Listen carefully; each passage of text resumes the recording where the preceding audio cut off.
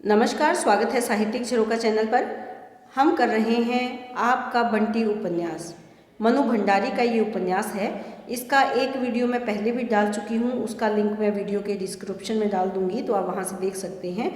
आज इस उपन्यास के बारे में थोड़ी और जानकारी मैं दे रही हूँ। देखिए, यहाँ पर सबसे बड़ी बात क्या है कि खासियत इस उपन्यास की कि यहाँ बड़ों की दुनिया को एक बच्चे की दृष्टि से देखना कैसा होता है, इस बात को दिखाया गया है। उपन्यास कई सारे आयाम खोलता है। सबसे पहली बात क्या है कि स्त्री विमर्श, यानी स्त्री का जीवन कैसा है, कैसे उसे समस्याओं का सामना करना पड़ता है, समाज में उसका क्या स्थान है। एक पढ़ी लिखी स्त्री को भी समाज में अपने आप को स्थापित करने के लिए क्या संघर्ष करना पड़ता है, वो यहाँ दिखाया गया है। इसके साथ साथ पति और पत्नी के बनते बिगड़ते रिश्ते और बाल मनोविज्ञान का ऐसा चित्रण है कि भारतीय साहित्य में कम ही देखने को मिलता है।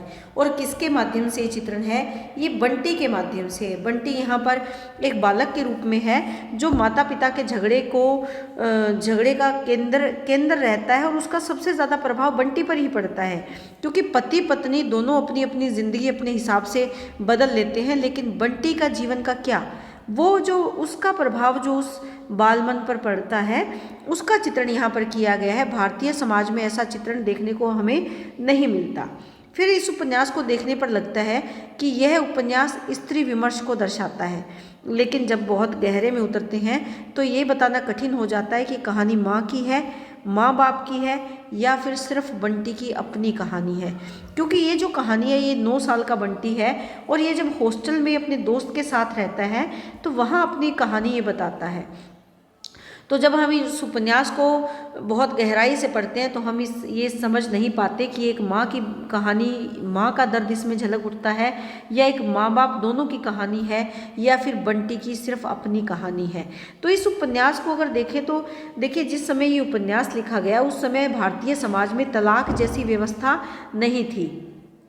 अगर यहाँ पर बंटी की बात करें तो बंटी छोटा है लेकिन बेहद ही संवेदनशील, और संवाद उसके और उसके दोस्त टीटू के बीच होता है। यानी ये आपसी बातचीत किसके बीच में चलती है, जिससे पूरी कहानी का पता चलता है, वो बंटी और टीटू के बीच में होता है। वह हमें बच्चों की एक अलग ही दुनिया में ले जाता है। हम कभी कभी भूलवश ये सोच बैठते हैं कि घर में बड़ों के बीच जो घटित होता है उसका बच्चों पर असर नहीं होता, ऐसा हम सोच लेते हैं, लेकिन बच्चों पर इसका गहरा असर होता है, और वो असर ताउम्र उनके दिलो दिमाग पर भी रहता है। यानी बच्चे पर एक छोटी से छोटी बात जो घर में घटित होती है उसका कितना गहरा प्रभाव पड़ता है, ये सामान्य जीवन में शायद हम विचार भी नहीं करते, लेकिन लेखिका यहाँ पर ये दिखाना चाहती है कि उन बातों का बहुत ही गहरा असर बाल मन पर पड़ता है, जैसा कि बंटी के ऊपर भी पड़ा। यहाँ अगर बंटी की बात करें तो एकमात्र बंटी ही ऐसा नहीं है, ऐसे कई बंटी हमारे समाज में हैं जो अपने वजूद के लिए जूझ रहे हैं। मनु भंडारी ने ये उपन्यास लगभग 50 वर्ष पहले लिखा था, लेकिन आज भी अगर देखें तो ये उपन्यास अपने आसपास घटनी घटनाओं के साथ महसूस किया जा सकता है, चाहे वो स्त्री विमर्श हो या फिर बाल मनोविज्ञान। देखिए, स्त्रियों की स्थिति भी कुछ ऐसी ही है। आज के समय में जो कामकाजी स्त्री है वो कामकाज के साथ साथ घर परिवार की देखरेख की जिम्मेवारी भी उसी के कंधों पर है, जिसमें बच्चों का पालन पोषण भी उसी के पास, या उसी का अगर कहें तो उसी के अंतर्गत रहता है। एक स्त्री ये सारी जिम्मेवारी निभाती है, लेकिन क्या ये उपयुक्त है? क्या स्त्री जो कामकाजी है, क्या उसके साथ घर की जो जिम्मेदारियां हैं, क्या वो सारी जिम्मेदारी केवल एक महिला की है?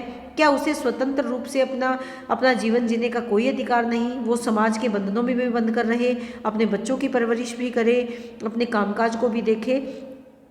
माना कि स्त्री इस कार्य को बखूबी निभा रही है, लेकिन फिर भी कहीं ना कहीं उसे अनेक संकटों का सामना करना पड़ता है। उसी प्रकार जो बालक बंटी है, बंटी के जीवन में भी माता पिता का आपसी तनाव किस प्रकार बंटी के जीवन को प्रभावित करता है। ना उसे माँ का स्नेह मिल पाता है, ना पिता का प्रेम मिल पाता है, और उसे क्या मिलता है? उसे हॉस्टल का एकांत जीवन मिलता है, जहाँ वो अपने दोस्त के साथ अपने विचारों को साझा करता है।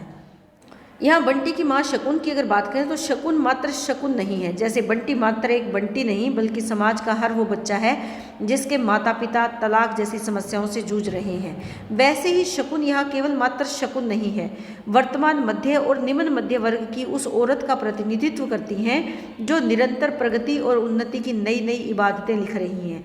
अगर काम नहीं करती हैं तो घर से कदम नहीं उठाती हैं तो उसका खुद का अस्तित्व खतरे में पड़ जाता है। अगर वो काम नहीं करती, घर से बाहर नहीं जाती तो उसका खुद का अस्तित्व जो एक, जैसे यहाँ पर जो एक प्रिंसिपल के रूप में शकुन है तो उसका अस्तित्व खतरे में पड़ जाता है। अगर गृहस्थी छोड़कर काम करने निकलती है फिर पारिवारिक जीवन को खतरे में डालती है। वहीं से शुरू होता है संघर्ष, दो जिंदगियां जीने का।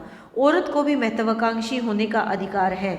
पुरुष के बरअक्स वो क्यों दबी सहमी रहे या उस पर निर्भर रहे।